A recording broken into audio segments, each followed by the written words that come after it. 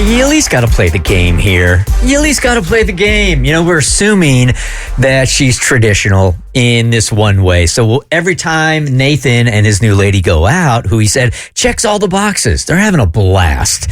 They're laughing together. They have the same interests. Everything seems fine. There's only one red flag, is that every time they go out, she doesn't even do the fake reach. Just like, hey, I'm thinking about paying, but you're going to say, no, I'm going to take care of this. And I'm going to go, no. I'm an independent woman. And then you're going to go, oh, no, I'd be actually offended. Why don't you get the next one and we'll be even? That's the game we play. She's not even playing that game. Nope. Not even the reach, not even the fake reach. Nothing. He's like, you're paying for me. End of story. And to add to that, Nathan was like, and I can't figure out why, because she's loaded. She's a very successful businesswoman. She makes money, and she never even makes the reach. So we gave him the suggestion last time he was on, like, okay, here are the words to use in your conversation. Basically, everybody was like, yeah, let's just have an adult conversation and word it in a way like, hey, I really like you. I think that I see a future with us.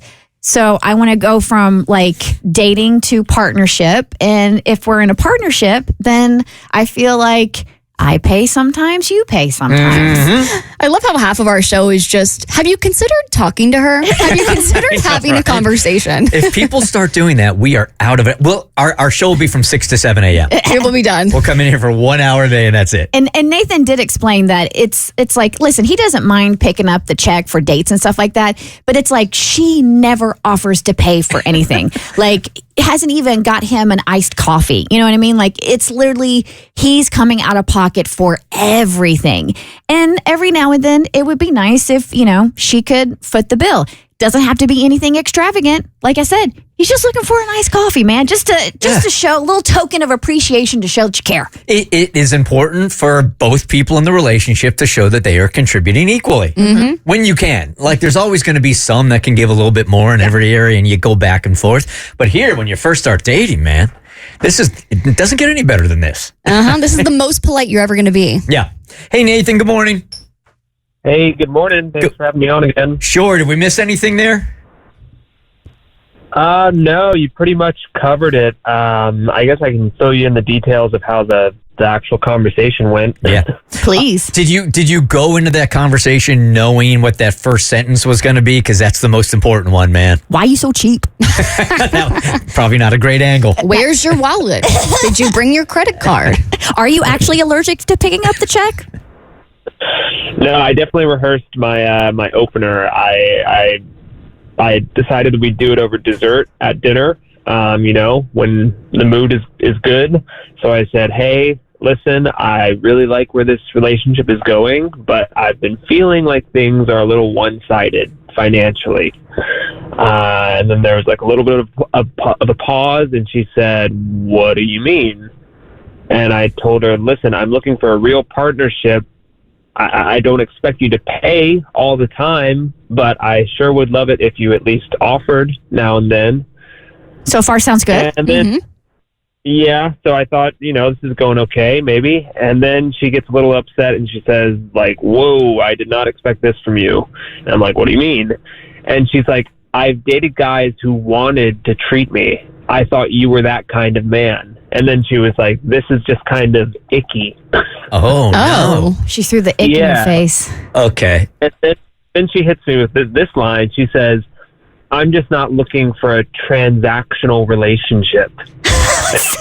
Okay. What? So what's happening here? And I always find this so comical, how two people can look at the same situation and see it completely different. So you are looking at this as an equal partnership, whereas she's looking at it as a transactional relationship. I guess so. I mean, I tried to explain to her. I was like, listen, I'm not trying to nickel and dime you. I just want someone who contributes a little bit, just like to keep things balanced, to keep my bank account balanced. This is making a lot of sense because you even told us that she grew up super rich and she's, well off now. She's obviously used to the princess treatment. And I think she's the kind of woman that in her relationship, the princess treatment to her means you are now going to pay for everything. And anything that's not that feels like a downgrade. I think this is just that kind of woman. definitely seems that way because she ended the conversation with, she got like really calm all of a sudden. She did not raise her voice at all, but she got really calm, and she had this kind of voice that was kind of like that rich people dismissing the help kind of voice. And she said, I think we're just not aligned. I want to feel taken care of. Wow. And then she got up and left. Oh, and offered to split the check on the breakup dinner. Whoa. You know what, Nathan? This is the best thing that could have happened. I know you thought I know you thought she checked all the boxes, but obviously she did not. I feel like we could end it there, but I need more info. What do you need more? What do you need? Wait, she has shown us who she is. She is a diva. She is a princess. I'm so confused, though, because here you've got a woman that's making her own money. Mm-hmm. So is the suggestion here that she's dated super, super rich guys, even richer than she is, and they've always taken care of her? Now that she's got a guy that's not in that tax bracket, she's not interested? Or, I mean, maybe she thinks she's such a catch that she deserves for the reward of, being all of the things, checking all of the boxes, that the reward for that is to get taken care of financially. I mean, if some people who grow up affluently, you have a sense of entitlement, and that entitlement is hard to break, and you just think that you deserve to be taken care of. And maybe that's her mentality, that even though she does have money, that she has been taken care of a majority of her life, and therefore any man she dates, that's what she expects. Victoria, help us out here. Well, I guess maybe I'm not from the same economic background, but yeah, he's dodging a bullet completely, because as a single girl in Atlanta, I always offer, just as a sense that, like, he's knowing that he's getting a partner, not just simply transactional. Now, when you make the offer, if he says, yeah, that'd be great, is that a turnoff to you realistically or not? I think maybe on the first date, I would find it a bit turn off, but I really have to understand your background. Like, if you don't necessarily have, like, the greatest job, and it would just simply kind of figure out where we're going, then sure, that's totally fine.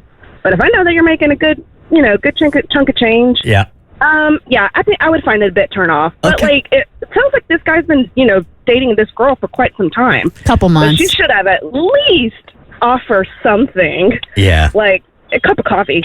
Right. That's all it's just the gesture more than anything else, right? Yes, 1,000%. It's not what you're buying. It's the gesture of having paid for it. All right, Victoria, thank you very much. Appreciate it. And Nathan, thank you, man. Hey, thanks for your help, guys. All right. That bottom line is you dodged a bullet, bro. So, all right. So you can go away with that. Yeah, absolutely. I'm feeling pretty relieved. All right, man. Take care. Bye-bye. The Bert Show.